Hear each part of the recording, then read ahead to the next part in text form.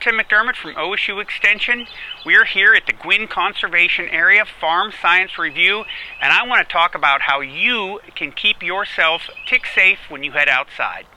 The first thing I recommend that you do is use permethrin for permethrin treated clothing. You can apply permethrin yourself to treat your clothing, but a lot of outfitters will sell permethrin treated clothing, and the nice thing about clothing that's been properly treated with permethrin is it will last for multiple washing. You can treat yourself either with a spray, you can get a concentrate, and you can dip your clothing in it. The key thing is make sure you use permethrin that is labeled for fabric and for clothing.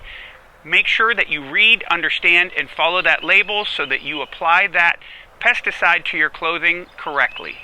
The next thing you want to do is you want to make sure that you are applying a repellent topically to your skin. Now, I will say that there's several choices out there. You need to be a label reader. Each of the different repellents have different labeled uses, and they may be labeled for mosquitoes and ticks, or they may not even have a tick label. Different repellents have different lengths of time that they're appropriate for. Some of them might have sunscreen in them. Some of them might be labeled for 6 hours or 8 hours or 10 hours, but you have lots of choices out there. So we have products that contain DEET. DEET is a repellent that has been around for a long time. Make sure you read the label carefully on that. While we have some products that are labeled for ticks, some products might have a lesser concentration of DEET and would only be appropriate for mosquito control. And then we have other products such as a lemon oil of eucalyptus, we have IR35, we have picaridin. All of them can be effective. Again, just like with the permethrin, make sure that you read, understand, and follow the label. The label is the law. You want to make sure that you're applying the product correctly, and you want to make sure that you are following the label for when you need to reapply to make sure you keep yourself tick safe when you are outdoors.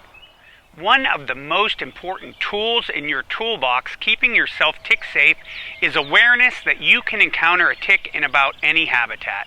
So right now I'm walking around the Gwynn on a beautiful day. I'm making sure that I stay closer into the pathway, and I'm avoiding the edge habitat and heading into the woods where I might encounter a questing tick.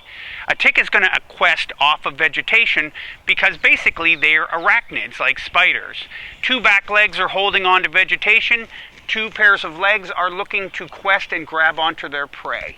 You're going to encounter a tick on smaller vegetation, maybe in the larval or nymphal form.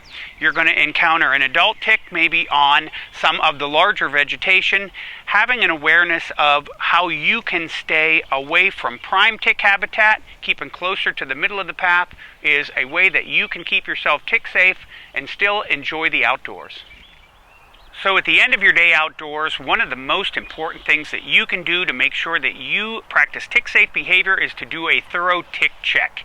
Make sure you're not taking home any stragglers. You want to check up and down your legs. You want to make sure that you are checking to make sure that there's nothing on your chest or on your arms.